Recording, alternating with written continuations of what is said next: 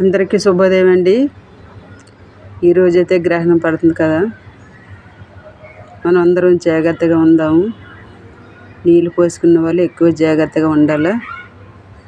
అందరూ నీళ్ళు పోసుకున్న వాళ్ళు అయితే 10:30-11 గంటల లోపలే భోజనం చేసేయాలి.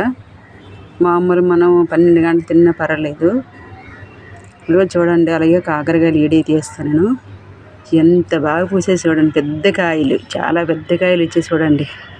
ఈరోజు మీకు కర్రీ చేసుకుందాం అనుకుంటున్నాను. ఇట్లయితే చూడండి, ఎన్ని గుత్తులుగా వచ్చేసి చూడండి. ఒకసారి ఎంత బాగా వచ్చేసి చూడండి. చిగిరికి వెళ్ళిందాక, రెమ్మలకి వెళ్ళిందాక పువ్వు అయితే, కాయ అయితే చాలా చాలా బాగా వచ్చింది. చూడండి ఒకసారి, చూడండి ఇంత పెద్ద కాయలు చూడండి, పెద్ద కాయలు వేసింది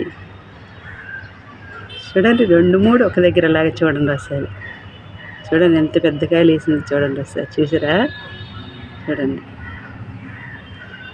ఇంత బాగా వేసింది చూడండి కాయలు.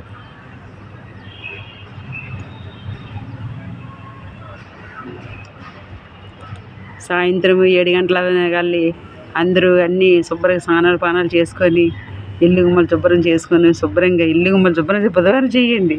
అది శుభ్రంగా స్నానాలు చేసుకొని భోజనం చేసి హాయిమని పడుకొని తెల్లనేసి పూజలు పునస్కారాలు శుభ్రాలు అన్నీ చేసుకుంటే సరిపోతుంది. లైక్ చేయండి, షేర్ చేయండి, సబ్స్క్రైబ్ చేయండి. అందరూ గర్భగడ్డి తెచ్చుకొని మర్చిపోయిన గుడికి వెళ్ళి అందరూ తెచ్చుకొని అన్నిట్లో వేసుకోండి. చూడండి సరే.